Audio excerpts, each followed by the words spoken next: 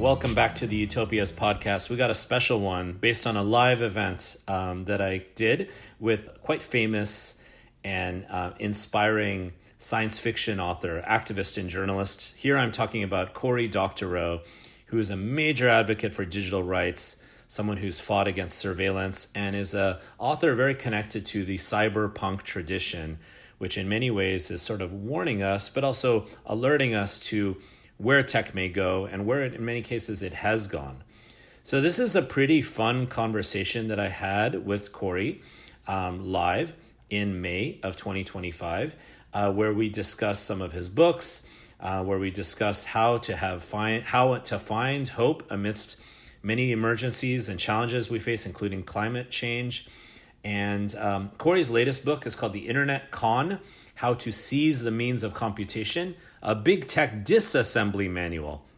So Cory is someone who doesn't just lament or criticize, but actually argues for alternative ways we can engage with tech, and makes the point very presciently, including when he was on Democracy Now! Shortly after the inauguration of President Trump, how many folks working in tech workers believe in the capacity of the internet to be a place that overcomes hierarchies of corporate or political or institutional or even kind of feudal or elite power, because the internet as a decentralized network could be a place where all our voices could be supported. Obviously, that is not where things have gone, but Cory has many, many different ideas on how we can get there. So this is a conversation we have about tech billionaire robber barons breaking democracy, shredding safety nets for marginalized communities while extracting even more wealth and power, and how the populist dissatisfaction that many of us see and sit through today can be translated into change and actions toward a pro-planet, pro-people future. So everybody, please enjoy this conversation. Our latest guest on Utopias, Cory Doctorow. We really, really appreciate your support.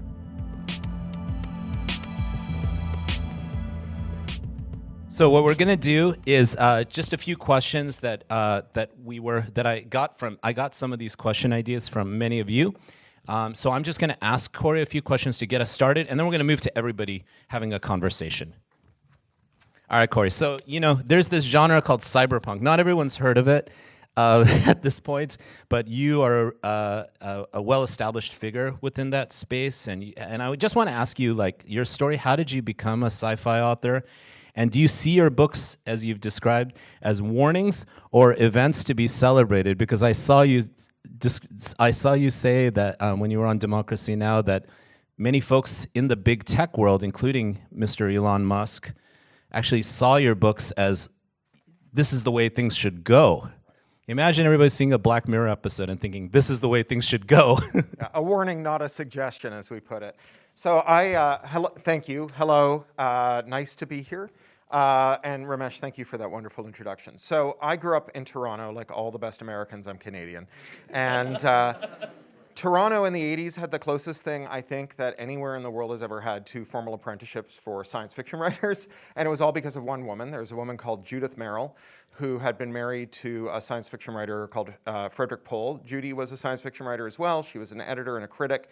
She and Fred divorced in 1968, just in time for the police riots in Chicago. She decided she didn't want to raise her kids in America, and she went into voluntary exile with the kids and their books and moved to Toronto, donated the books to the Toronto Public Library System, where they became the nucleus of what's now the largest science fiction reference collection in the world. It's called the Merrill Collection, and became a kind of force of nature.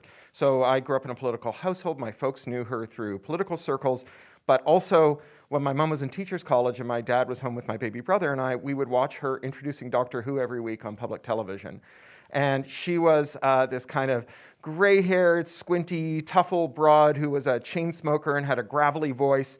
And she would come out every week and contextualize Doctor Who for us. So like, tonight's show is about time loops. I remember we invented time loops in 1944 at a spaghetti dinner at the Futurian House. I'll never forget because Isaac Asimov was there and he kept grabbing C.M. Kornbluth's girlfriend's ass. Anyways, we wrote 13 stories about time loops that night, and I got on the A train. I went to Rockefeller Center. I threw them over John W. Campbell's transom, and they all came out in astounding science fiction that year, and that is where time loops come from. So it was this great, running thing.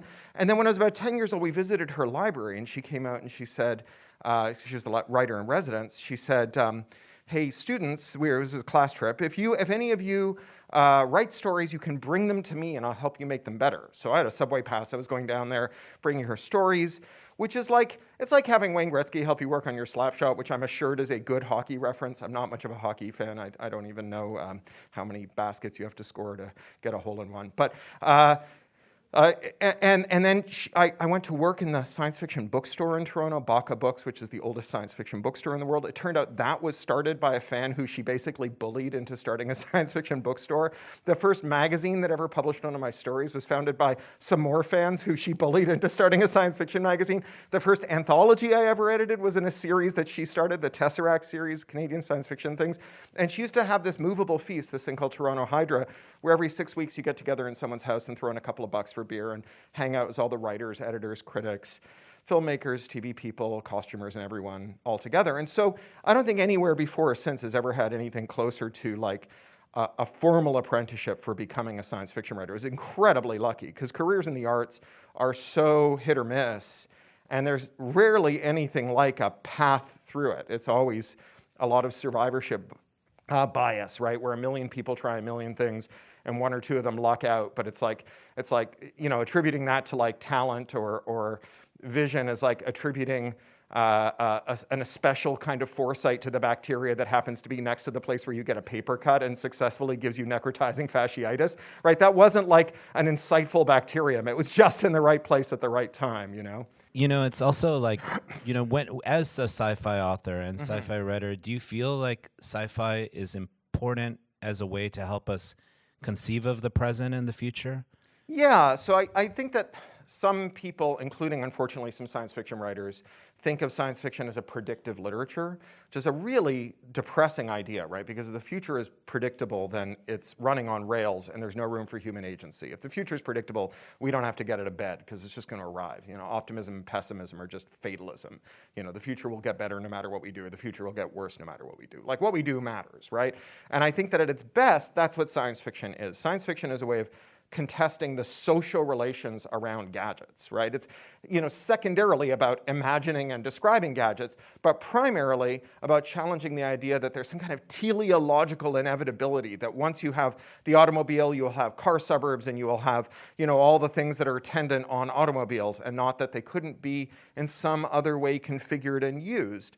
And, challenging that is really challenging the core of neoliberalism. Margaret Thatcher's famous maxim, there is no alternative. She repeated this so often that they called her Tina, there is no alternative. And, as a science fiction writer, your job is to think of like a dozen alternatives before breakfast. And really like the difference between a technology that is your helpmeet and a technology that is dystopian is like the difference between the thing that tells you when you're drifting out of your lane in your car and the thing that tells your insurer that you just drifted out of your lane so that your insurance premium can go up by $10 this month, right? And all of that is down to our social arrangements. And really it's that speculation about how things might be, both for better and for worse, that invites the idea that if we intervene in the social relations around technology, we can change them.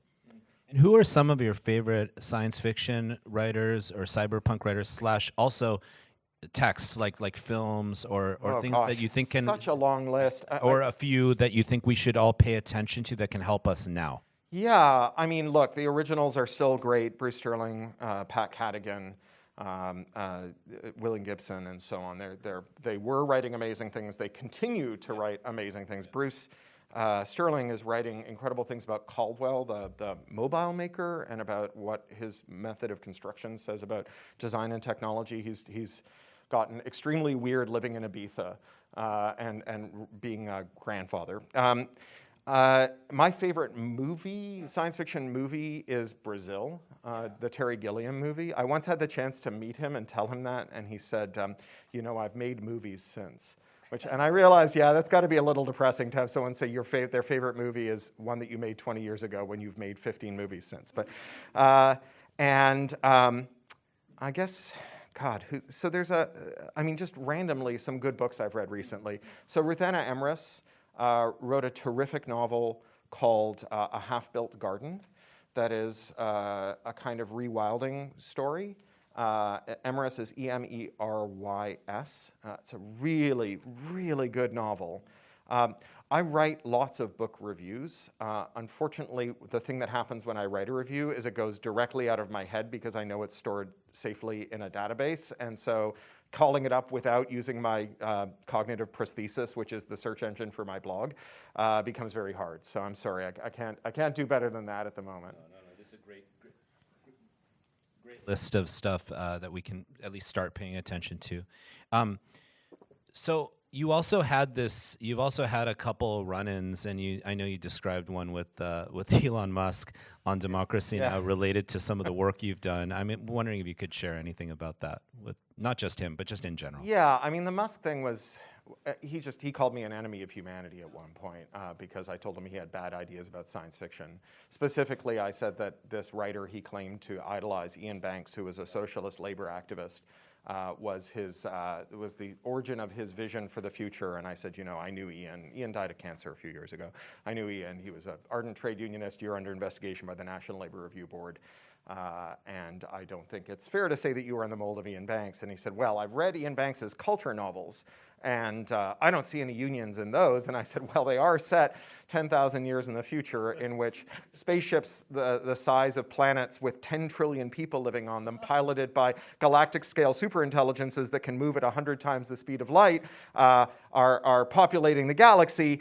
I think the absence of unions from those is not dispositive of Banks's views on whether unions belong in the here and now. And he said, well, if Banks could have seen one of my Tesla factories, he would have agreed that it was so advanced that it didn't need unions too. And I was like, again, I think eking out modest gains in the production of electric vehicles does not compare to the things that Ian Banks was imagining. And then he called me an enemy of humanity and blocked me.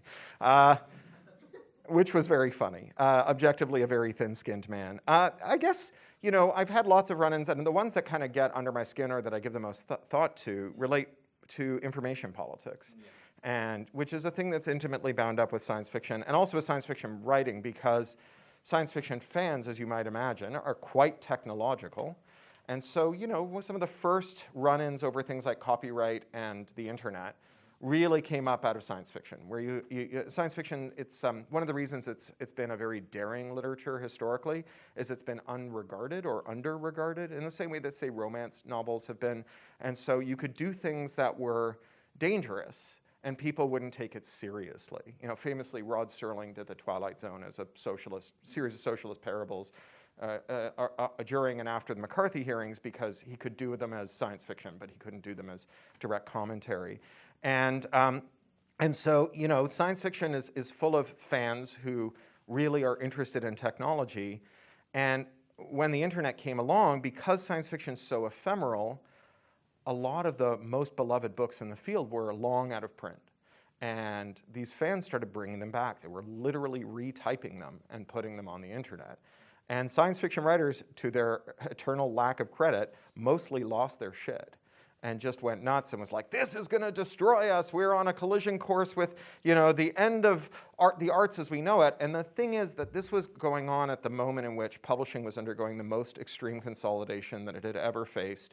Distribution, mass market distribution. So most science fiction is distributed through what's called the mass market. So that's not bookstores, right? It's grocery stores, pharmacies, and so on.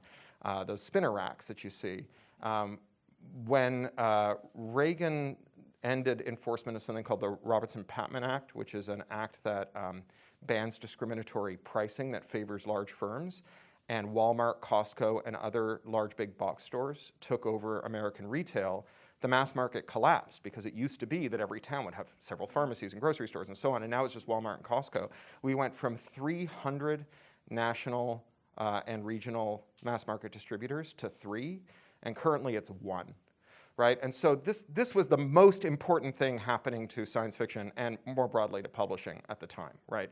We were seeing this incredible consolidation that was giving enormous market power to people in our supply chain who were playing a zero-sum game with us. Right? The more money we got, the less money they got. And that was like the most important thing going on, and yet a bunch of science fiction writers went bananas over fans rekeying beloved novels that were 20 years out of print and that no one could read because they wanted to keep the literature alive. And it was such an incredible own goal. And I got into a lot of trouble with a lot of my colleagues who thought that I was siding with pirates or that I wanted to bankrupt writers. Someone even called me a scab. over this. There was a guy who talked about web scabs. He's quite a good guy, like someone I'm still friends with now, years later. But at the time, he just didn't understand where it was coming from. He had this very reactionary relationship to this stuff. And, you know, it's the kind of thing where if you have some idea of class struggle, then you should immediately, like as just even like a first approximation of understanding an issue, its equities and priorities, just go like, are the people I'm angry with, do they get richer when I get poorer?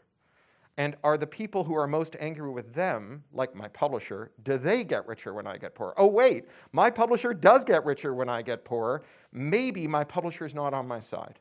Maybe my publisher's interests and mine have some areas of commonality, but are absolutely not coterminal.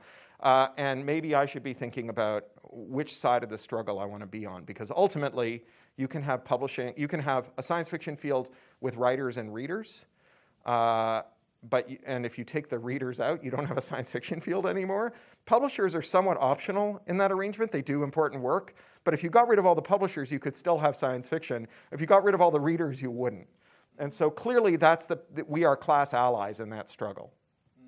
There's something about the tech world, particularly big tech folks, but also within Silicon Valley and kind of its offshoots, that is really into the fetishes within sci-fi, and almost the idea of them mythologizing themselves, right? Like kind of, and you know, in the kind of cyberpunk and sci-fi, and there's often this sense, and including in so much in your writing, there's so much precarity, you know, things can fall apart. And it seems to be something that some folks in the tech world kind of, for lack of a better term, get like psyched about or get off on a little bit. Like it's exciting. And I just wonder if you having known You mean that like world, disaster porn, like collapse porn? like disaster porn, yeah.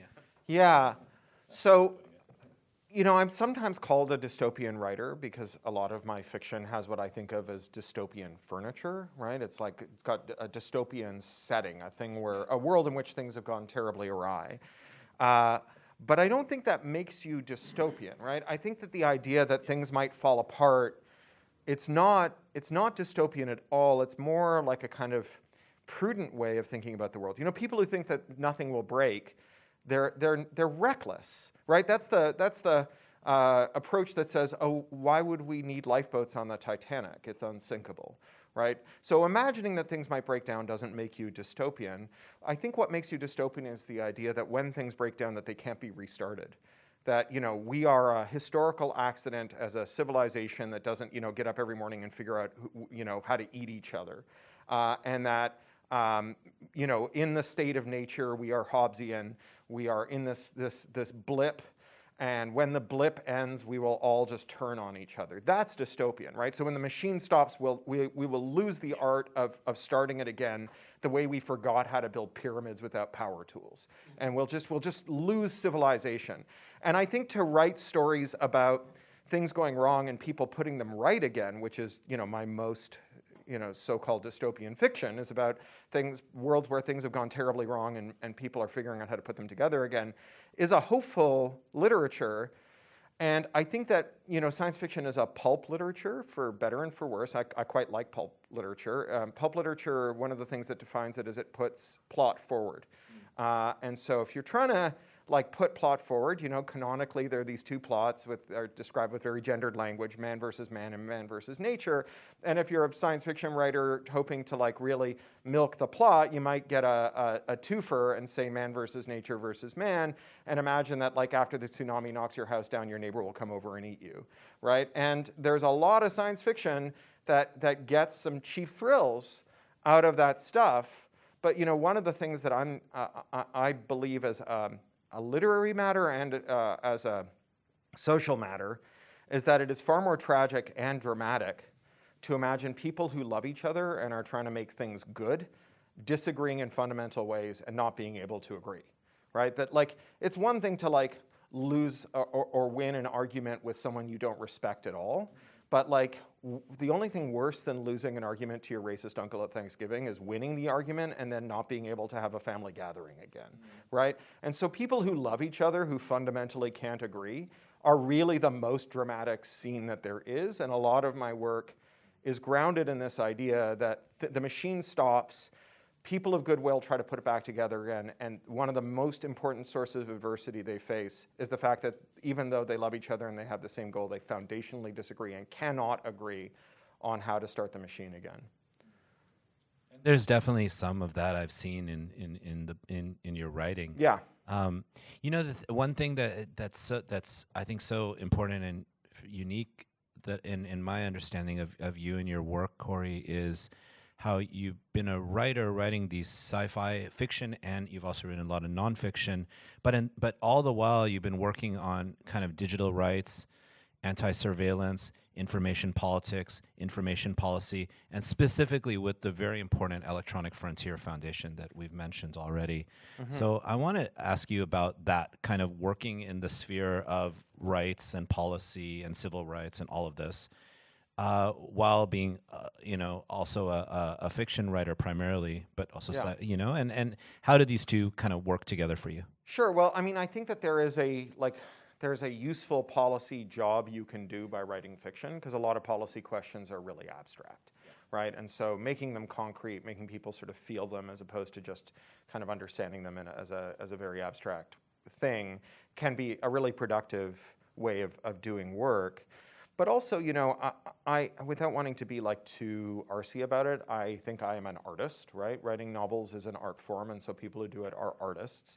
And I think what art is foundationally is taking something big, numinous, irreducible, and complicated out of the mind of an artist, imbuing it into some intermediate form like a dance or a painting or a song or a novel or a sculpture, and hoping that the audience member who encounters that work has some facsimile of that big, numinous, irreducible feeling emerge in their brain, right? It's a exercise in extremely unreliable telepathy, right? And it just happens that like most of my big, numinous, irreducible, difficult, complicated emotions are my fears and aspirations about technology. And so on the one hand, like it is a useful way to carry forward a political argument in fiction, and I am fond of science fiction for many reasons. I've mentioned some of them, but one is that it's a literature that's unafraid of exposition. So we have these rules about fiction where you're supposed to show and not tell, and exposition is considered per se bad. And I think what we really mean when we say show, don't tell is it's really hard to do good exposition. Drama you get for free, right? Like if you've ever watched a Die Hard movie, you know that if you get like the drama going well enough, you will sit there and watch that whole movie, no matter that it's so stupid that by the end of it, you've got cerebrospinal fluid leaking out of your nostrils, right? Because drama you get for free, and it's really hard to sustain interest when you throw away the drama and you just go straight to the exposition. But that doesn't mean that exposition can't be good. It just means that it's hard. And so you get writers, Neil Stephenson wrote a passage in a novel called Cryptonomicon.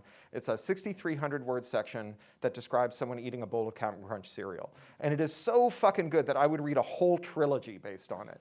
It's really, really, really good. And so I'm not afraid of exposition in fiction, and I think science fiction makes space for exposition, and that makes it very good. And there was one other thing I wanted to say. Let me see if I can remember now. So exposition, what art is, feeling the emotional reality. No, I can't remember. It'll come to me.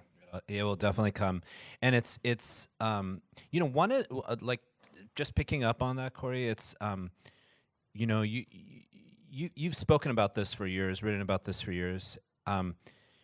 You, like myself, and I'm sure others here in the room and just in the world, had a lot of belief in the internet and kind of the possibility for it and the internet being a sphere and a space starting right here on this campus, right in Bolter Hall, that it could support decentralization, autonomy, grassroots power, overcoming hierarchies, and also you've expressed sort of your belief and love for tech workers as well, and recognizing that workers are in tech, including engineers, are quite different than CEOs and investors and the board and so on. These are differences, and I guess I just want to ask you about that, about Sure. your kind of hope and past, present, and I guess future. Yeah. Yeah. So I coined this term a couple of years ago that has been has gotten real legs. So it was the word of the year in the U.S. in 2023, and the word of the year in the U.K. and Australia last year. It's enshittification, and it describes a process that you can see from the outside, where platforms decay, where first they're very good to their end users, but when they get the end users locked in, they make things worse for end users in order to make things better for business customers, because platforms mediate between two groups of people, usually businesses and their customers, right? Amazon or Uber or whatever. And then once those businesses are locked to the platform, it withdraws the benefit from those businesses too. And the goal is to find like a minimum, like a homeopathic residue of value that will keep everyone locked in, and to claw back all the other value for shareholders and executives. And so from the outside, we can see what that looks like. From the inside, I think what's going on is that technologies are very flexible. Digital technology is flexible in a way that nothing else we've ever had has been. And the reason we call it a general purpose technology is the only computer we know how to build is something called a Turing-complete universal von Neumann machine, which describes a formal idea of a computer that can compute every valid program. That means that for every enshittifying gambit, every program that makes something worse on a service or a product that you use, there is another program that can disenshittify it, right? Every 10-foot fence inspires an 11-foot ladder.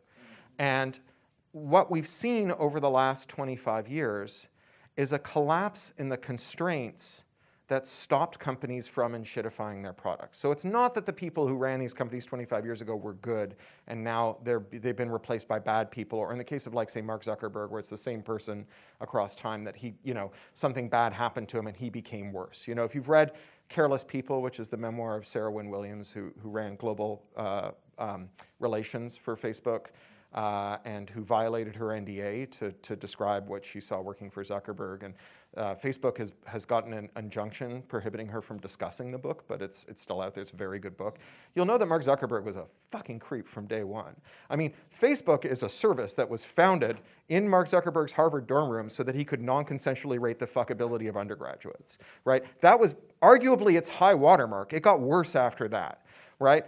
So these guys were always creeps. They always could have enshittified their service, right? The service was always digital. So how come they didn't, right? I think that's like the key question here. How come they didn't make things worse, even though obviously it's to the benefit of their shareholders to take value away from end users and business customers and shift that value to themselves? There's an imperative to do it. So what made them resist it? Why did they have the executive function not to screw us over then? And how did they lose it? And I think that they used to face constraints. So they faced the constraint of competition, and then we relaxed our antitrust standards and we let them buy all their competitors. So you think about Google. Google is a company that has had one successful idea in its history, right? They made a search engine 25 years ago. Everything they built in-house since, almost without exception, has been a colossal failure, whether that's smart cities or Google Video or Google Reader or Google+. And everything successful they've done for the last 25 years is a company they acquired in an anti-competitive acquisition that would have been illegal if we were enforcing the law as it was written. It's mobile stack, it's ad tech stack, server management, customer service, Google Docs, maps and navigation, and satellite, all of that. Those are all anti-competitive and arguably illegal acquisitions. So we get rid of competition law, and they don't have to compete because they can buy their competitors. Mark Zuckerberg famously said in a memo that he put into writing, which is the best part about Mark Zuckerberg, is he puts all of his criminal plans into writing. Like, dear Bob, in regards to the killing we are planning, for avoidance of doubt, it is a murder and we are premeditating it. Your pal Zuck, usually at like 2:30 in the morning. It's just great. There's an amazing meta antitrust trial going on right now, and if you're not paying attention to it, you should be. It's wonderful. This is a guy who cannot stop tripping over his own dick. It's great. We eliminated antitrust law. These companies merged to monopoly. We have what Tom Eastman calls an internet of 5 giant websites filled with screenshots of text from the other 4. And when a sector cartelizes like that, it captures its regulators. because when there's 200 companies in a sector, they can't agree on anything, not even how to cater a luncheon where they would describe or discuss what they were going to go tell their regulators. 5 companies are so incestuous, they've got Habsburg jaws. You know, they all know each other. They've all worked together. They're godparents to each other's children. You know, they're executors of each other's estates, and they have both emergent and explicit conspiracies to capture their regulators. And one of the most visible ways that you can see that is not just laws that are passed or laws that are not enforced, but laws that don't exist. So the last time Congress passed a federal consumer privacy law was in 1988, when Ronald Reagan signed the Video Privacy Protection Act and forever ended the scourge of video store clerks telling newspapers which VHS cassettes you had. That is the last technological privacy threat Congress has defended us against, right? So regulatory capture means that you don't have to, you're not only immune to the regulation or the discipline of markets, where you lose customers, suppliers, and users to effective competitors, but you also lose the discipline of the state, right? The threat that the government might show up and slap you around. But tech had a third source of discipline, which was its workforce. So tech workers, even though they had a union density that was so low it was indistinguishable from zero, nevertheless enjoy the kind of power that usually strong unions deliver to workers, but they got it through scarcity, right? Tech workers are famously very, very productive, right? Every hour that a tech worker works produces more dollars for that company than in any other sector, any other worker in any other sector. And there weren't enough tech workers. So these were like this precious resource. And the reason that our, tech campuses became these kind of whimsical, set-dressed, elite universities in all but name, where you got kombucha on tap and free massages and gourmet cafeterias and a surgeon who would remove your eggs so you could work through your fertile years, was because they wanted to inspire workers to put in every hour that God sent. And so these workers had enormous power. And they exercised it primarily in resisting the enshittificatory gambits of their bosses. Because it's one thing to miss your mother's funeral to ship to your boss's stupid deadline. It's another thing to then take that product and ruin it with a bunch of dumb Burger King ads. And so a lot of tech workers, when their bosses said, you've got to enshittify this, were like, fuck you, I'll go work for the guy across the street. Right? One of the reasons there's so much interest in LLMs for writing code is not because the code is good. It's the same reason there's so much interest in LLMs writing screenplays. It's bosses who yearn for a workforce who will never tell them to fuck off, right? And when I was out on the line with the screenwriters, they said you prompt an LLM the way if you're a clueless executive, you talk to a writer's room, right? Give me E.T., but make it about a dog, and have a car chase in the second act, and give it a love interest, right? Now, if you do that in a writer's room, all work stops for 20 minutes while everyone crawls around on the floor looking for the eyeballs that fell out of people's heads when they're rolling their eyes, right? You tell it to an LLM, it'll say, yes, sir, boss, right? And so, tech workers, screenwriters, they have this power that their bosses yearn to take away. And the problem about not unionizing, and the difference between tech workers and screenwriters, is if your power comes from scarcity, then it ends with abundance. And the supply caught up with demand. We lost 500,000 tech jobs in the last 3 years. And now nobody tells their boss to fuck off because there's 10 people to take your job. And such a key point, because we're seeing mass layoffs amongst tech workers from these 5 companies, right, who have screenshots of the other 4. Google fired 12,000 workers 3 months after they did a stock buyback that would have paid their wages for the next 27 years. Right? So you have this other anti-enshittificatory source of discipline, labor, collapsing. And then there's one more, which is the same thing that allows enshittification in the first place, the flexibility of computers. The possibility that every 10-foot pile of shit invokes an 11-foot tall technological ladder. And what tech firms have done over the last 25 years is expand and expand and expand IP law to the point where doing that kind of reverse engineering is illegal. So if there is an open platform like the web, you don't have to do any reverse engineering to make a browser plugin. You can just make a browser plugin. More than 50% of all internet users have installed an ad blocker, which is also a privacy tool, for their web browser, right? They've stepped in where Congress failed. 0 people have ever done that for an app, because it's against the law to reverse engineer an app, because it violates Section 1201 of the Digital Millennium Copyright Act, and that is punishable by a 5-year prison sentence and a $500,000 fine. right? And this is where I answer the question we started with, which is like, how do I feel about the collapse of the promise of the internet? I feel like it was not the great forces of history, right? This was not some iron law of economics demanding returns to scale. This was not something that had to do with the greed or personal flaws of tech bosses or even the nature of venture capital. I think we took specific policy choices, not enforcing antitrust law, allowing regulatory capture, using IP law to ban reverse engineering and interoperable products. And these created an enshitogenic environment, right? Like a criminologist might call an environment crimogenic. This is enshitogenic, right? The more enshittifying you do, the better you fare. And so at the level of firms competing with firms, the most enshittifying did the best. And within firms, the competition within firms among executives for the destiny of the firm cashed out in favor of the most enshittifying members of the firm. So in the Google antitrust case, and I don't know if anyone's followed this, Google has now been adjudicated a monopolist 3 times over. It's great.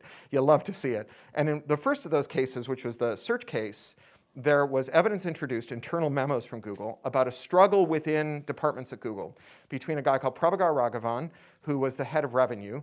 He was the epitome of failing upwards because he had overseen Yahoo from the time it went from 90% search market share to 0% search market share. And then they hired him at Google because he was a McKinsey guy. They hired him at Google and put him in charge of revenue. And his adversary was a guy called Les Gomes. And Les Gomes was the guy who built out their server infrastructure. He built their first servers and built everything since and became head of search, which is really a very senior role at Google, as you might imagine. And the problem they were facing is that Google search growth had peaked. And the reason it had peaked is Google had 90% of the market, right? And if you use Google for search, you used it to search for everything. Like any idea that came into your head, you rushed to a Google box and typed it in to see what Google would tell you. There was no growth left. Right? The only way Google was going to grow search would be to raise 1 billion humans to adulthood and then make them Google customers, which is basically Google Classroom. Right? So they had this problem and they needed to fix it. And Prabhakar Raghavan, the revenue guy, had an idea. He said, what if we make search worse so that you have to search more than once to get the answer to your query? Right? We'll take out the things where we automatically correct your spelling, or where we search for synonyms of your keywords, or where we do things where we use recency to search for things that are more likely to be answers to your query because you're looking for the most recent document and not the document that used to be the most relevant, and so on and so on. And there's this huge fight. It's all in the memos. And in the end, Prabhakar Raghavan wins. And you might have noticed Google sucks, right? Because once they became too big to fail, they became too big to jail, and then they became too big to care. And so I don't think that enshittification is the result of mystical forces. I think enshittification is the result of specific choices. And if we know those choices, we can make different ones. And if we know who made those choices, we can arrange things so that they no longer get to mix in polite society without ever worrying that someone is sizing them up for a pitchfork. Because those guys' names should be synonymous with enshittification. It should be what's on their tombstone. It should be what leads their epitaphs. And it should be a lesson for everyone else who's tempted to do this in the future. And a big part also of what paved the way for the world we're living in relation to these big tech platforms was the legitimation of complete warrantless and constant surveillance, right? Yeah, and so to understand like surveillance and the collapse of privacy law or the vacuum of privacy law, I think you have to understand it as a public-private partnership, right? So a lot of people will say, oh, well, this is the tech sector spying on us, not the government, right? And particularly, in better years when I was on better terms with both people inside the Beltway and people in Silicon Valley, I could go and give a talk at somewhere like Google, and they would say, look, I trust tech companies with my data. They just want to show me more relevant ads. But like the govies who work for the NSA got that job because they're too stupid to work in Silicon Valley. I don't want them to have any of my data. And then I go to the Beltway and I give a talk like this, and they'd say, Uncle Sam already knows all of my details. I gave it all to the Office of Personnel Management so I could get my security clearance. On the other hand, Silicon Valley, those guys would sell their mothers for a nickel, right? I don't want them to have my data. But what you have to understand is that every time there's been an attempt to create a muscular privacy law that would rein in the private surveillance industry, the response came not just from the industry, but from the security and national safety, our national security and safety apparatus, police, spies, and so on, because they treat the data troves that are accumulated by the private sector as an off-the-books source of warrantless data. Right? The NSA could not conduct the kind of fine-grained surveillance that Google does. You know, we pay for the distraction rectangle in our pocket that gathers the data on us, and then the NSA shows up and takes the data. And so, you know, it would be, you know, ruinously expensive and very difficult for them to convince us to carry these unless we were getting them from the private sector. So it's a private-public partnership. And, you know, I think contained within that is the key of a reform. Because oftentimes when you see reform or change where things have been frozen for a long time, the thing you should assume is not that the people who've been advocating for something have suddenly figured out a devastating new tactic and that's why they've finally succeeded. It's because they've made a coalition. Right? And we see that with Trump, right? Trump land is a coalition of a whole bunch of weird elements who aren't really natural allies, you know, imperialists and anti-war libertarians and, you know, people who love free trade and people who want tariffs and, you know, just all these people who like fundamentally disagree with each other but have found a way to kind of march together. And if you want to change the world, you need to figure out how to build a coalition. And I think in privacy, we have a potential coalition because there are a lot of people out there who are angry about things that they don't necessarily believe is a fight about privacy. They think it's about something downstream of the privacy vacuum. So, you know, you're angry because you think that Facebook made Grampy into a QAnon. Or you're worried that your little sister's got anorexia because of Instagram. Or that all the millennials in your life are quoting Osama bin Laden because of TikTok. Or that all the people who went to the Black Lives Matter demonstration were rounded up with a reverse warrant for Google. Or maybe that all the people who went to the January 6 riots were rounded up with a reverse warrant for Google. Or you're worried that people are being racially discriminated against in financial products, hiring, and other you know, legally regulated areas by algorithms that use these private dossiers to discriminate against people. Or you're worried that someone's making deepfake porn of you, right? Whatever it is you're worried about, what you're really angry about is privacy. Yeah. And so, you know, one way you could pull together a coalition of people who aren't necessarily on the same side to be on the same side on this one is to really reframe this issue in the way that, say, the word ecology did in the 70s. So before the term ecology came into wide usage, people cared about owls or they cared about the ozone layer. And it wasn't clear that like nocturnal avians had anything to do with the gaseous composition of the upper atmosphere, right? Those were just issues, right? What made them a movement was this idea ecology, right? And if we can find a way to reframe the privacy question so that people understand that whether you're worried about what I think are mythological mind control rays that are built by big tech, which they boast about in order to sell ads, or very real threats like police state stuff, it doesn't matter if we agree why we should have privacy. So long as we all agree that we should have privacy, then there is the potential for really big political breakthroughs.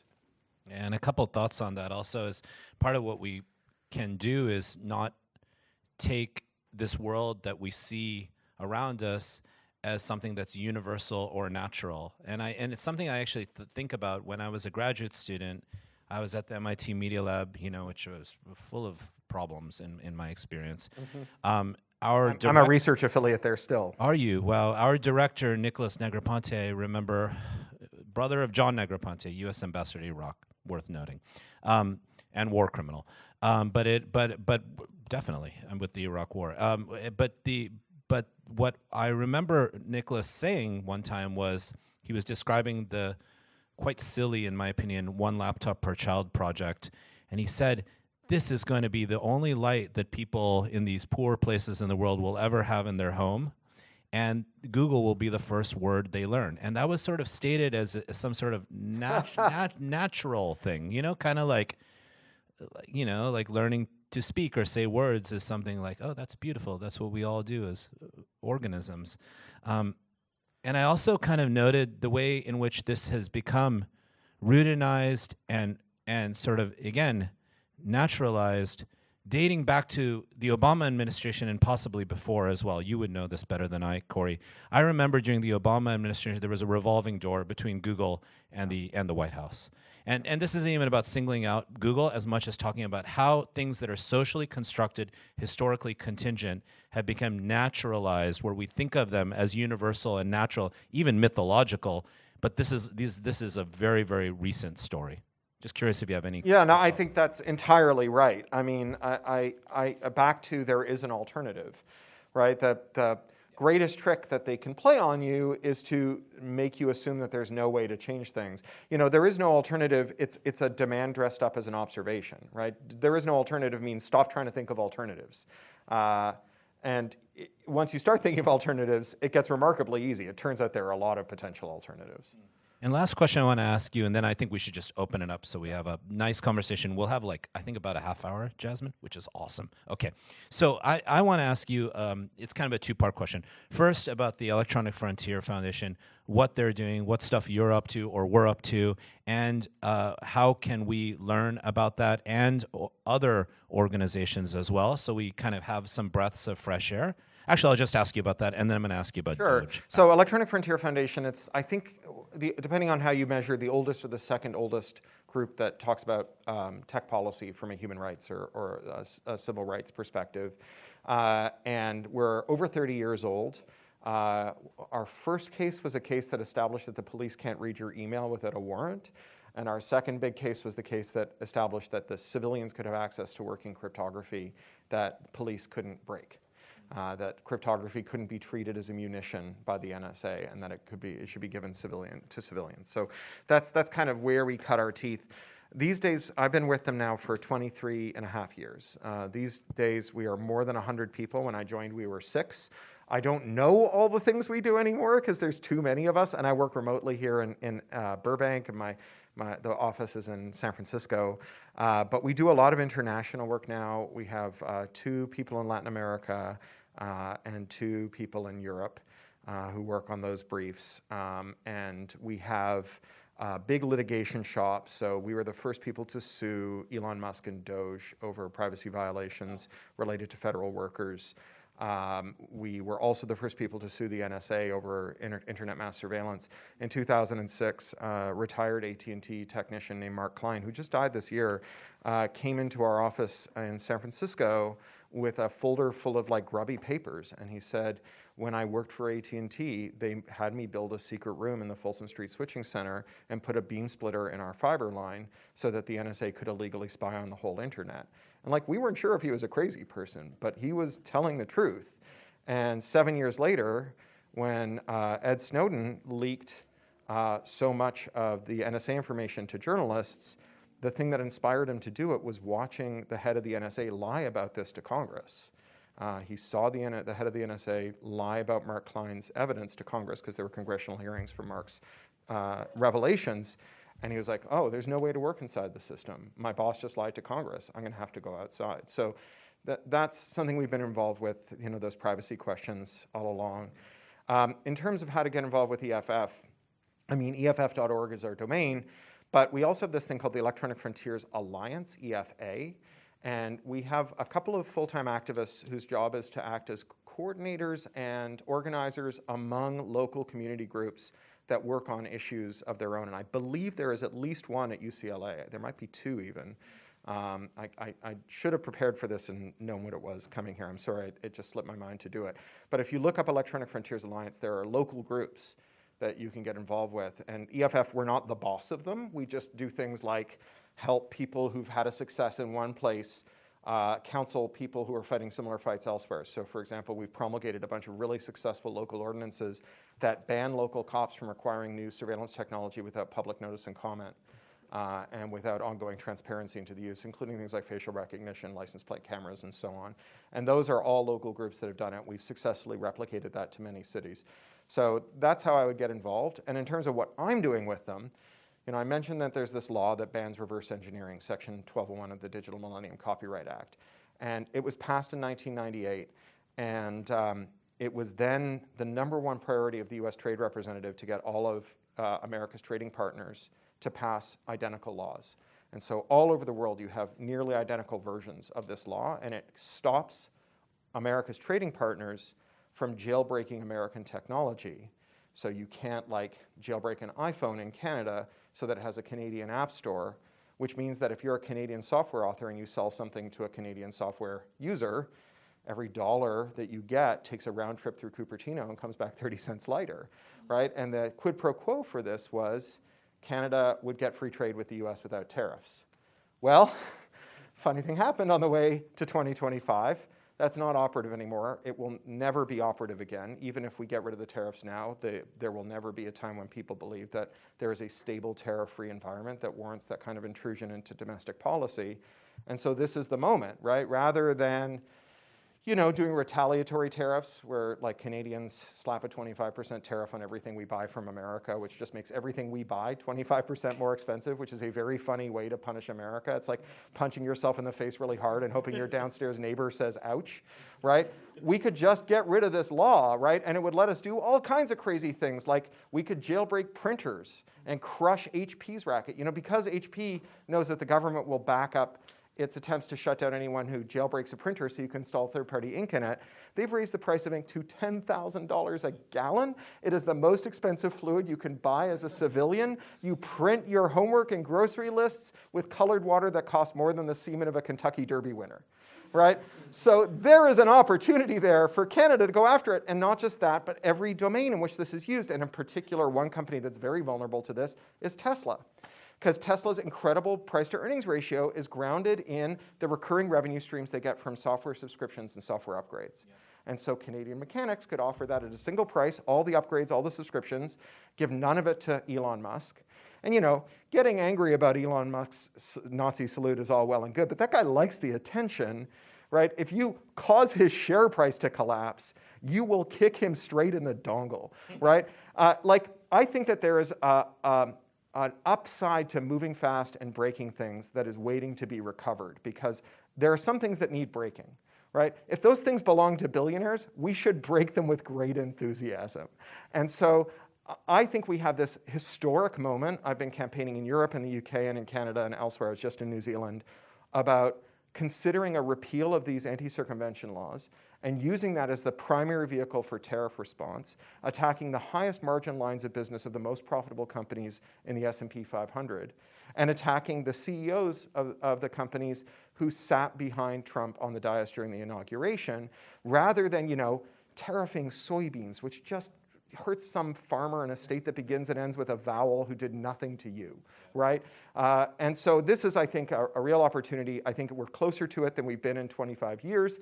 I think it's exciting, and I'm in fact quite enthusiastic about it. It's not like the way I would have chosen to get here, but life gives you SARS, you make sarsaparilla.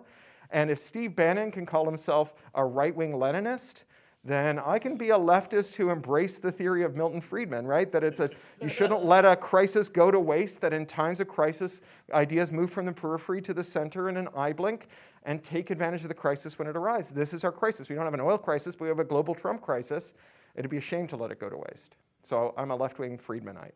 And it's there, but there's something so exciting in what you were just saying there, Cory, that relates to a previous question I asked, which is, so much of what engineering, at least for me, was all about, and design and working in tech was about creativity, was about repairing things, was about fixing things. It was the idea that I could fix anything. I could be a gearhead, like steampunk style, if you want to go a little old school with it.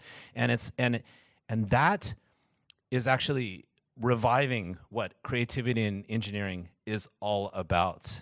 That kind of spirit. So we can make that happen, or we can build coalitions around privacy and surveillance that might be kind of loosely knit. These are movements that can occur that can deal with really the. If we legalize jailbreaking, then taxi drivers can disrupt Uber, which would be great, right? That the bad odor that disruption has is far too coarse, right? It matters who's being disrupted. By all means, let's disrupt the hell out of these guys, right? The same technological tools that allow them to disrupt institutions, some of which were good, some of which were of mixed value, those tools have no particular valence in respect of power, and there is an opportunity to do counter-disruption. Last question before we open to everybody, which is this Dojification thing that's going on. Maybe that's I don't know how well that ties with N-shitification, but now you and my classes know this. Me and my friends, just as a way of coping with things, started using the word Doge as a verb. You think you can know what that might stand in for? Huh? You're being doged, right? so this is supposedly efficiency, but we know very well through many things you've already said today that these tech bosses are anything but efficient. Sure. Right. So what the heck is this Doge thing, and like how is this sort of perverse tech logic, which is not really tech logic, like we've described, infiltrating the state? And what do you think about all this? I mean, I think that it will.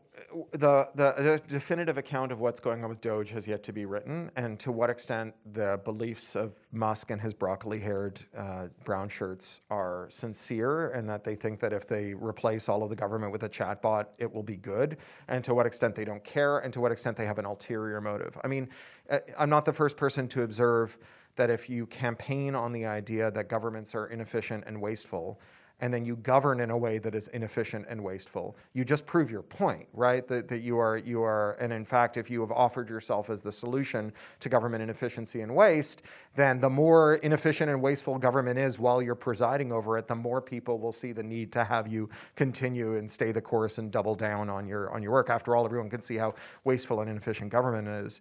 And I think there's definitely some element of that, some nihilism there. I also think that Musk has shown, through his governance of Twitter, that he does have this kind of Jenga approach to system design, where he just pulls blocks out until the system falls down, and then he tries to put the last block back in. And there's some logic to that, right? It's not the worst thing to figure out whether you've overbuilt. In Brian Eno's Oblique Strategies deck, my favorite card is the one that says, be the first person to not do something that no one else has ever thought of not doing before. And definitely there are lots of places where that can work out. But governments have a duty to be prudent and to be reliable and to be a little slow and to preference stability over innovation or even over efficiency. And governments are also meant to be the source of resilience as a kind of higher order efficiency, right? Efficiency in the face of failure, not efficiency under the best of conditions. And in a world of extremely lean, long supply chains, in a world of single sourcing, in a world of cut to the bone labor forces in important industries and so on, government is the only cushion we have. And historically, firms were rewarded for being prudent and for maintaining a posture that was oriented around how things fail and not just how things work. But we've eliminated that over 40 years of neoliberalism. And then when we take it out of the government, I think we all have some intuition that we're one failure away then from things going really horribly wrong, right? Think about how much work the government did in March of 2020 and whether it would be able to stand up anything like that response today, and what it's going to be in a position to do in a year. And the idea that we're at the end of the string of major crises is clearly wrong. There was a piece this morning I read in a financial paper about how municipal bonds are tanking because Trump is withdrawing emergency aid. So with these tornadoes that just hit, he told Mike Huckabee that he couldn't expect any aid. And those bonds are propped up by the belief that if your city catches fire, the federal government will help you put the fire out. And if that's not going to happen, then cities lose the ability to borrow, but they also might find themselves unable to refinance. And so I think you could expect plausibly waves of municipal bankruptcies. So again, all of that resilience that we rely on at all levels of government, I think collapses with this effort. And I don't know what to make of it. I think that it's clearly a function of the fact that Trump just does whatever the last person who talked to him says to do, right? And there's definitely some of that going on in the incoherence. And there's also the way that his coalition is pulled together and how many contradictions there are in that coalition. There's a great historian, Rick Perlstein, who wrote Nixon Land and one other book. He wrote a history of Nixon and a history of someone else, Reagan, who I think is the only person who actually read all 900 pages of Project 2025. And in the run-up to the election, he said, everyone's paying attention to the most ghastly things in Project 2025, which, fair enough. But what you should also be paying attention to is that Project 2025, on every major area of policy, monetary policy, foreign policy, domestic policy, has multiple contradictory, mutually exclusive prescriptions, right? So if you think of the Heritage Foundation as being like an anthologist, right, who is pulling together a special edition of an academic journal from all kinds of different people, and there are papers that flatly contradict one another, normally the anthologist would pick a winner, right? But if those two people are equally matched in terms of the amount of social capital they have within the organization or the coalition, then two contradictory papers might find their way into the same anthology. And what that tells you is where the fissure lines are. And so while it's very easy to get demoralized about what's going on with Trump, and I think it's natural to be demoralized about what's going on with Trump, we should also be attending to these areas of incoherence as areas of potential fracture within the Trump coalition. Because remember, the only way that people who want something for a long time and then suddenly get it can do that is by forming a coalition. And if you break the coalition, they lose their power. And so there are going to be a lot of people who are losers in the Trump coalition, and keeping them happy is going to be really hard, and Trump's not good at it. He is good at exercising raw power. He's not good at balancing out forces. Biden was pretty good at it, for better or for worse, right? That's how you got Lena Khan running the Federal Trade Federal Trade Commission, bringing cases in front of Biden-appointed judges who said, who told her to go pound sand because Biden gave judicial appointments to the right wing of the party and antitrust enforcement positions to the left wing of the party, and then just had them, sort of fire meet water and then steam and nothing else be produced, right? But he was good at keeping both halves of his party happy. Trump is not good at it. Trump just says, if you lose, suck it up. And so that is an opportunity to peel off parts of that coalition. Let's open it up. Yeah, please. A question about building coalitions. It seems like social media has kind of captured and colonized our attention, which I think lends itself to like division and I don't know, almost like a certain rancor. And I'm curious how do we build durable coalitions when so much of our time and so much of our thought is expressed into, I don't know, Instagram and TikTok? And also, secondly, how do we just survive personally with that capturing and that draw? So it's an interesting question. I don't want to be dismissive of the idea that it's captured our attention, because clearly we give a lot of attention to it. But I think that the extent to which, especially younger people, spend a lot of time on social media and mediate their conversations with one another through these tools is partly a reflection of some affordance in the tools that makes them fun or compelling to use. But we can't neglect the obvious truth that there's nowhere where young people are welcome anymore, right? That the ability to physically congregate has been enormously constrained over the last 25 years. I moved here from the UK, where most major cities have a curfew zone where young people aren't allowed out after 9 p.m. if you're under 18, where it's become common for businesses to install these things called mosquitoes that emit high-pitched tones that only the ears of the under 18 can hear to keep them from congregating on their steps, right? So it's like, it feels to me like some of this we should be attributing to material things, right? Not like the psychological factors of how social media works or how it's engineered, or this idea of dopamine hacking or whatever. Some of it we should be really talking about material circumstances. And in the same way, when we're talking about materialism and not ideology, people are really angry at each other on social media, but I think there's lots of things to be angry about. And I think that it may be that people's anger is displaced or misplaced. I think it often is. I think, for example, xenophobic accounts of people being precarious and debt-laden and so on, obviously misplaced.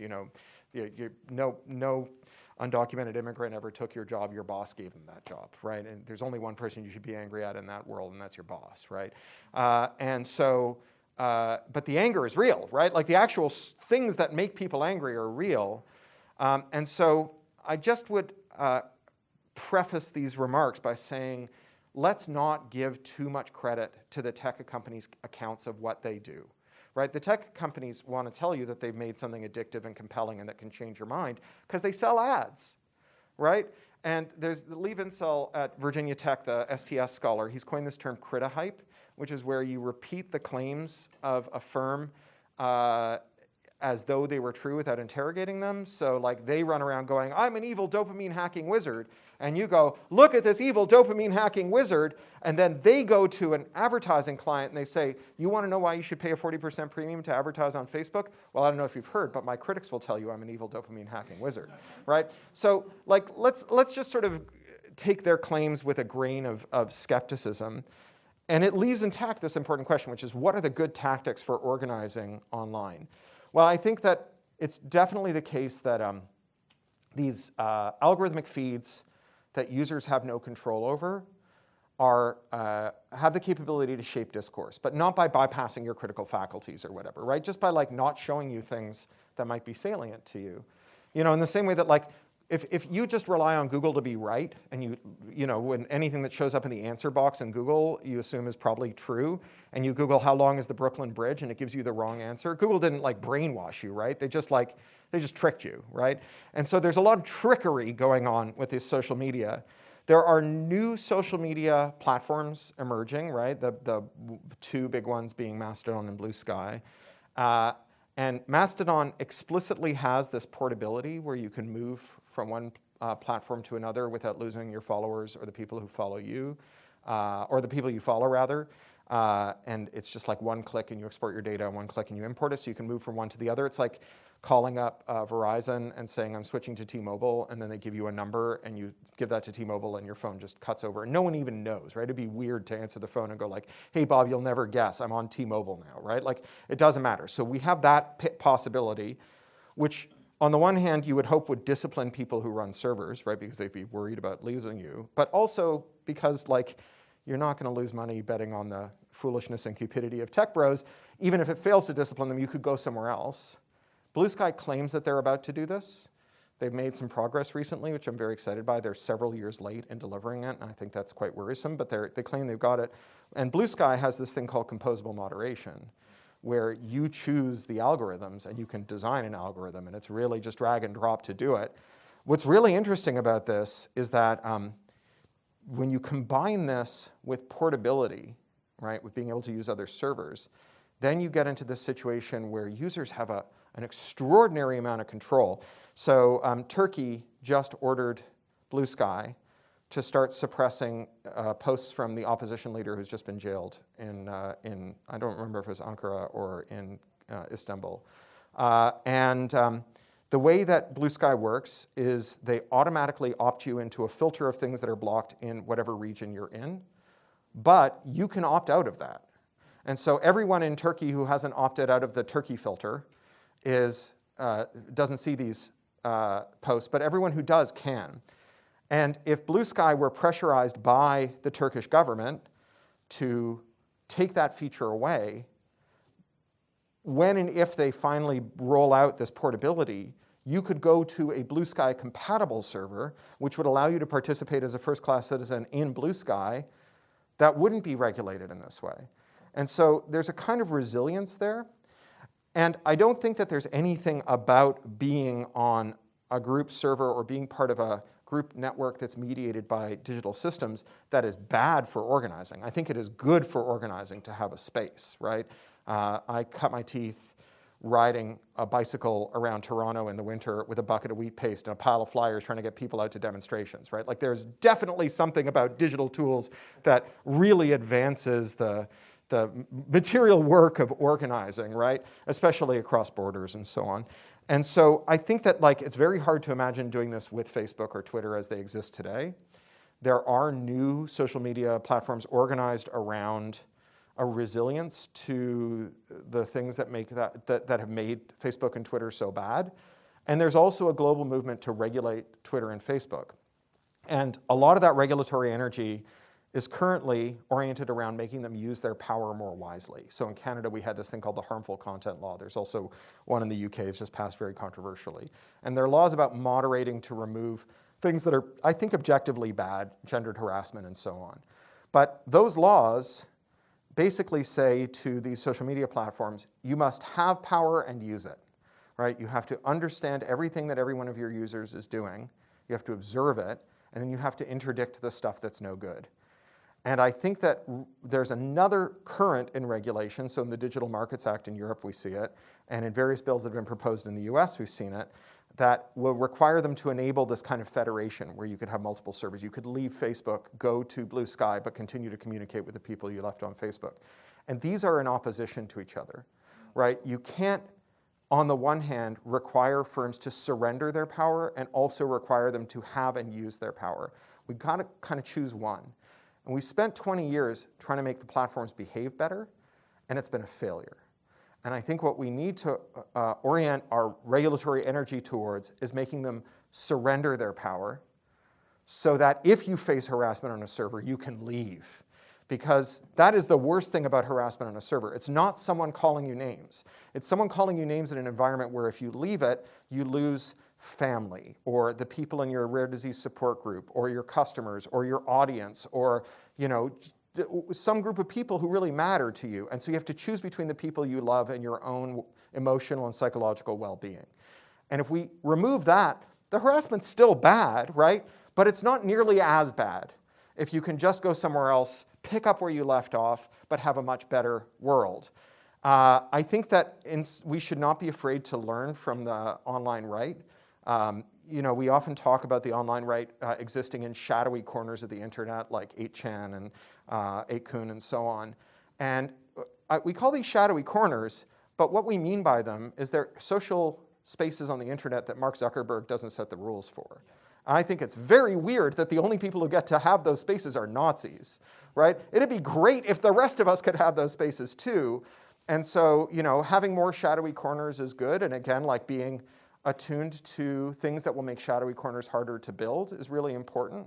So there is an ongoing fight where Kiwi Farms, which is this awful harassment site that has hounded a bunch of people to their death, their adversaries are trying to shut them down for good reason. But the way that they want to shut them down is they want to make the company that provides denial of service protection for them, they want to force them to delist them. And there's only about 4 companies that provide this denial of service protection. And thus far, they have not had any responsibility for the content upstream of their work. If we make them responsible for content that's upstream of their work, we make it much harder for dark corners to exist.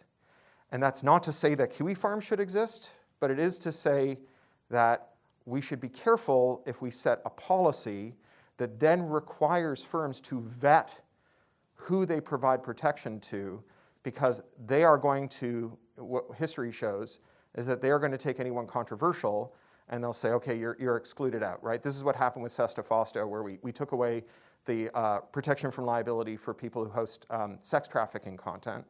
And immediately, all consensual sex work was removed from the internet and exposed all those people to risk. So that's a long answer, but it's a tough question. Yeah, and it's a great example of how different kinds of spaces are sometimes appropriated by even some of these, right-wing forces, like Discord, for example, which was a space upon which a lot of the Charlottesville, horrible events of Charlottesville and the riots/protests there were organized. All right, let's take a couple more. So I want to get as many of your voices. Yeah, Rachel, please. I'm curious, obviously there's so much going on and there's so much uncertainty, not only in regards to tech, but just current events in general right now. I wanted to ask you, for us and in general, in your experience, what are you looking for right now to find a hope and a way forward? Because obviously there's so many systems, there's so many things happening that are larger than us ourselves. And I wanted to ask if there was anything right now, whether it's things that are being worked towards or just concepts or ideas in general that allow a path forward and allow us to kind of just see a way through the uncertainty we're experiencing right now. So it's that anti-circumvention stuff that I talked about, where countries around the world are reconsidering whether they should have these laws. I've spent a couple of decades going to other countries and saying you shouldn't have these laws, and them saying, yeah, no, they're really bad laws, but we would lose free trade with America if we got rid of them, right? So I think that this is a remarkable opportunity I relish the possibility that Canadians might export beyond like reasonably priced pharmaceuticals to America, like they might export the tools of technological self-determination. Like that would be great. So I'm really excited by that. I think, there is a realignment underway. America is becoming a hermit kingdom, and the effect that America had on the policy of other countries in the world is not uniformly or even primarily a good one. And so withdrawing America's influence from the domestic policies of its former trading partners opens a lot of space. It's very exciting. Elias, you have a question? Thank you for the great session today. I have a question just about you talked about international a lot. So, the president of France announced this week he's trying to bring a lot of scientists who facing budget cuts to come to Europe. I studied abroad in France. I worked there in tech, and I wanted to ask you: do you think that right now other ecosystems will start to build themselves as an alternative to Silicon Valley and everything you mentioned today, if they don't want to deal with the status quo? Yeah, so I think that they're certainly going to try, and again, not to harp on my one thing, as a man with a hammer, everything looks like a nail to me, but the best way to bootstrap technology outside of America is to build things that bolt on to American technology. So don't try and sell everyone a new phone to replace their iPhone, but create a tool so that you can go to like your dry cleaner and there's a guy with a card table at the back of it who for €5 will jailbreak your iPhone and install a French iPhone store on it that doesn't take 30 cents out of every euro. And so like your kids' Fortnite skins are suddenly 25% cheaper, which is like a very good reason to go and install that app store. And Apple makes $100 billion a year on app store fees. And so you are getting Tim Cook, who is a guy who owes his fortune to figuring out how to outsource manufacturing to contract manufacturers in China. That's why he was given the CEO-ship after Steve Jobs. And his answer was to impose conditions that are so harsh on the workers at Foxconn and iPhone City that they had to install suicide nets. And so I'd like to take $100 billion away from that guy's company, right? And return it as a consumer surplus to the world. And so that's also plausibly how you build a tech sector, because one country is going to be home to the company that perfects jailbreaking iPhones and distributing the tools to people with folding card tables at the back of the dry cleaner. And that country will have that relationship to that sector that Finland had to mobile phones for 15 years when Nokia was king. And so this is a huge opportunity. And you multiply that by jailbreaking ventilators, cars, games consoles, all the things that come locked, smart speakers, everything. And we can hope for a scramble for countries to figure out who can really like kick the shit out of American tech the fastest. And that would be amazing. So let's go Toby and then Brendan. We'll combine your two questions to Cory. Sounds good. Real quick. So you go were to you, talking about creating, an ability to push back against the power of tech companies. And you mentioned earlier that you come out of an organizing background. So I'm curious whether you have any recommendations for what labor unions could do, not necessarily in the tech sector, because you mentioned that, but ordinary workers, perhaps to write things into their contracts, so to the extent that those still exist, that could work in these directions. Brendan, your question? My question is regarding like what you describe as like coming austerity waves in American cities, and I'm curious what you think the possibility of like future tech-based regulatory capture is, whereby, very similar to the 80s where cities get underfunded, and we see this with things like the Google Smart City, right? Yeah. Do you think these projects will be successful, and if so, how can we resist things like that? Yeah, I think that there will be lots of examples. To answer your question first, there will be lots of examples like that. We fought it in Toronto. The Sidewalk Labs city was supposed to be built in Toronto. We successfully fought it, partly because there was so much overreach. So Google claimed that they were only going to do, I think it was 9 acres of surveillance city development. And then I published the leak, right? We read the yellow book that contained the whole proposal, which was 1,900 pages long. And we found that they actually had an option that they could unilaterally exercise that let them take over the whole lakeshore. And they just denied it, which was, an obvious lie. They also alienated their entire privacy advisory board, and they all resigned en masse. And so, people didn't know, people, weren't equipped to understand the particulars, but they understood that the shape of this was the shape of something rotten. And so I don't know that we can count on them doing that forever, but I think there'll be a lot of that.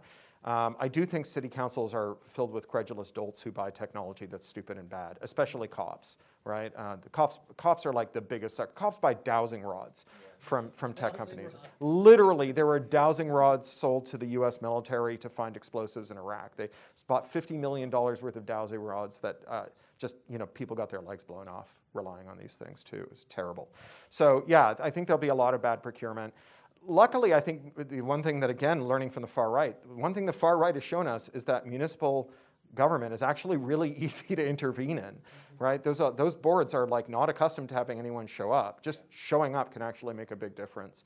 On the question of labor organizing, there's this idea of disciplinary technology, bossware, and I think it should be a major nexus of organizing and demands. So I don't know how you effectively advocate for it, but making sense of it and making sure your membership understands that this stuff that's monitoring keystrokes and eyeballs and, Amazon vans monitor your mouth if you're the driver because you're not allowed to sing while you drive.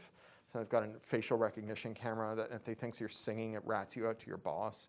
So, I think that's a big opportunity. The other thing that I think workers should be alert to is what Veena Dubо calls algorithmic wage discrimination. So you have apps that opaquely offer different wages to different workers based on surveillance data about them. Most egregiously, it's done to nurses who are staff from one of 3 different apps. So all the staffing agencies for nurses have collapsed into 3 apps now.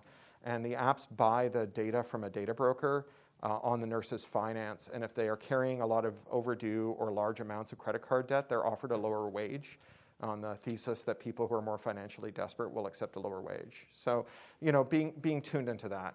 I think there's one last question. We had kind of 2. All right. 2. Okay. Yeah. Okay. Yeah. Let's just hear all 3 of yours quickly. Okay. Very good. And then maybe we'll spill over and talk about it after. Yeah. Sounds good. Yeah.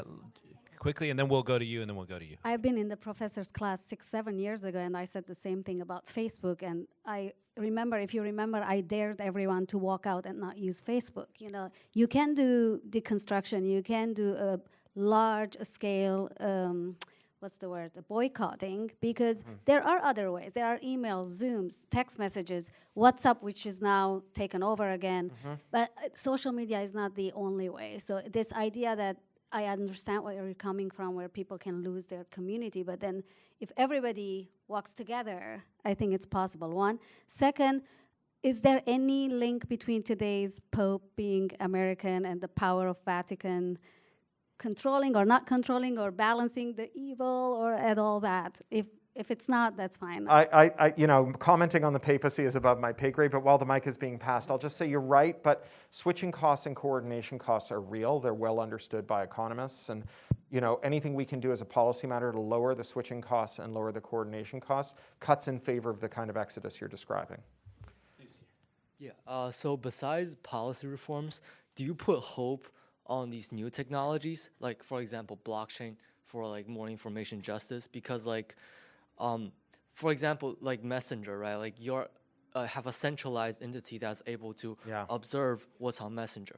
But one of my friends, it's not like friend, he's a big brother, he's 35-year-old in Silicon Valley. He's doing a new startup, and it's basically using blockchain technology where everybody hold their own information and communicate.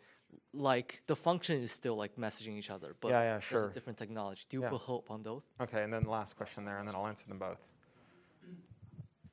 Thank you. I wanted to ask, with the recent court cases of Apple versus Epic Games, and I think it was in the last week, the judge ruled, maybe not ruled against, but commented against Apple's new practices. Referred them for criminal prosecution. Yeah, even that. I was wondering, does this judge's comment or moving forward, does that move in the direction you're looking for, or is there something more sinister behind Epic Games' movement that I don't understand? No, I think Apple was given a court order, and they just assumed that because it would be very expensive to obey it. It was a court order to allow third-party payment systems in their app store, which is, as I said, a $100 billion business. They said, well, the court couldn't possibly mean that we have to allow competition in our $100 billion extremely high-margin payment processing business, so we're just going to lie about it on the stand. And it's just an example of unbelievable arrogance that is now potentially going to result in criminal contempt charges against individual executives. So I think it's quite good. I think you love to see it. On the question of blockchain, I am a giant blockchain skeptic, and it would take a long time to get into the technical argument. But the thing you just described, in which data transits in a network without the ability of the intermediary, the operator of the network, to know the data or do any kind of traffic analysis on the data, you can build that without blockchains. It already exists, right? It's more or less you're describing Signal. Signal, it's really instructive to read Signal's transparency reports. So they get orders from courts to turn over all the information they have on certain users or conversations. And so they publish all that information that they give to the cops every year. And it's nothing, because they have no information, right? Signal is designed so no information, it lives with Signal. They do a bunch of zero knowledge stuff. So it's quite exciting and interesting. And I kind of have a little equation, which is if problem plus blockchain equals problem minus blockchain, then blockchain equals 0, right?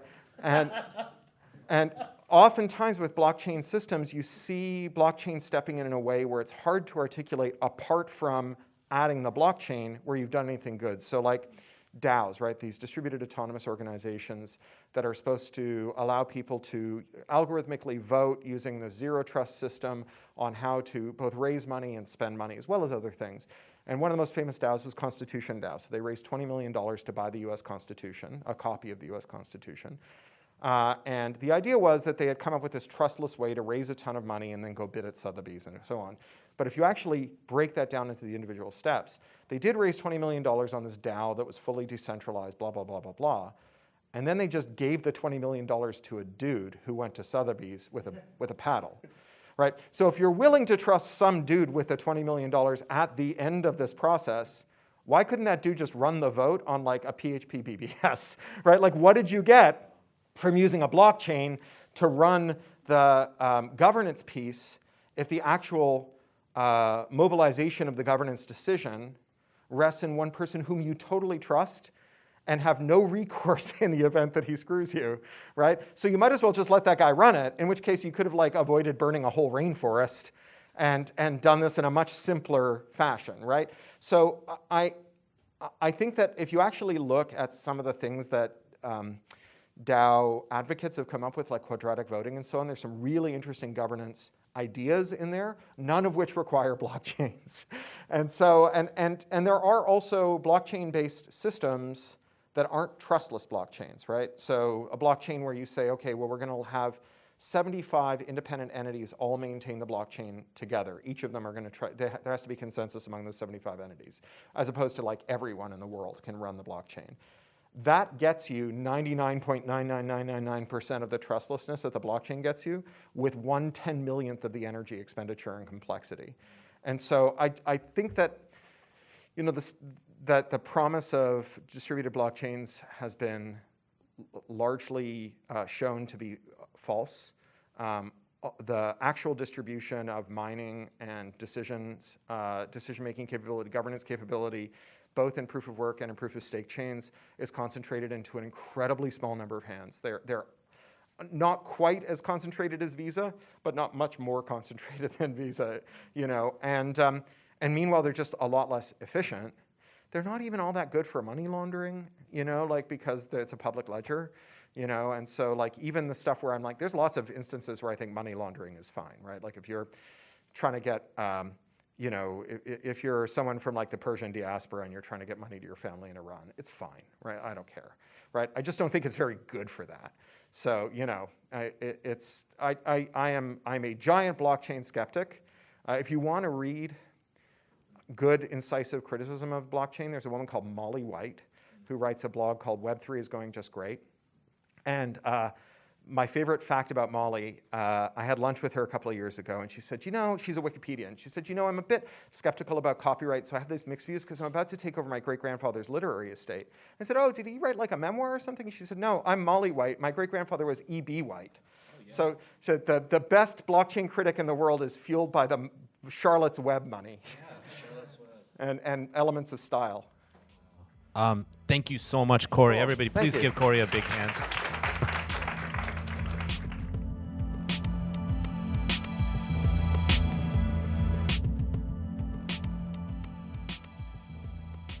Hi, everybody. Your support means the world to us. Our podcast is really focused on creativity, on care, on stories of inspiration, and inspiring characters of all kinds. It's such a wonderful, wonderful way to reach community. This is a labor of love. So the real way we can sustain ourselves is through all of your support. Please rate, ideally 5 stars. Please share this with anyone and everyone you know, and feel free to reach out to us also with suggestions on guests. Reach us at podcastutopias@gmail.com. Thank you, everybody, for your support.